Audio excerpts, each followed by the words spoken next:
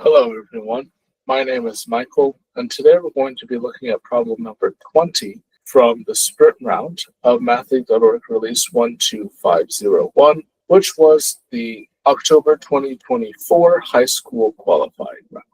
Let's go ahead and take a look. Given that cosine of 4x is equal to cosine of 2x and sine of x is not equal to 0, compute the product of all possible values of cosine of x. Express your answer as a common fraction.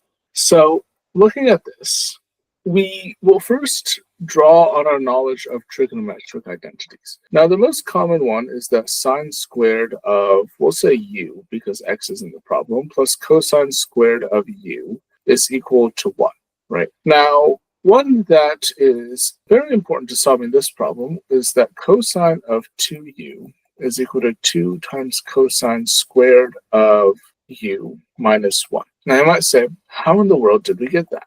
Well, by using the cosine sum identity, we can actually first derive that cosine of 2u is going to be equal to cosine squared of u minus sine squared of u. And if we solve for sine squared of u or cosine squared of u in this bottom identity and plug it into the top one, we can get our two alternate forms of 2 cosine squared of u minus 1, or 1 minus 2 sine squared of u. Now, how can we use that for this problem? Well, let's say that we have the substitution z is equal to 2x. Well, then that means our problem turns into cosine of 2z is equal to cosine of z. Using our 2 cosine squared of u minus 1 substitution here, this will turn into 2 cosine squared of z minus 1 equals cosine of z, which rearranges to 2 cosine squared of z minus cosine of z minus 1 equals 0. The solutions to this, right, are cosine of z can equal 1 or negative 1/2. And you can factor, use the quadratic equation, whatever method you would like. It's not too difficult to solve this. Now let's back substitute, right, z equals 2x. Then we have cosine of 2x is equal to 1 or negative 1/2. Well, cosine of 2x, right, is, we can now substitute using that same identity right here. Cosine of 2x is equal to 2 cosine squared of x minus 1. So we know that the possible values for 2 cosine squared of x minus 1 can be 1, or 2 cosine squared of x minus 1 can be negative 1/2.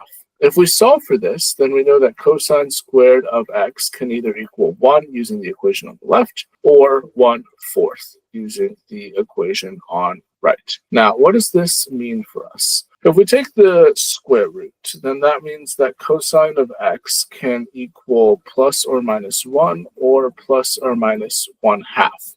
However, we also have to consider our second condition, which is that sine of x cannot equal 0. Well, if we know that sine of x cannot equal 0, then that means that sine squared of x has to have some positive value, and therefore cosine squared of x has to be less than 1, so cosine of x cannot be 1 or negative 1. So that means that the two possible values for cosine of x are 1/2 and negative 1/2, and the product of those, as our problem wants, is negative 1/4, which is answer choice B.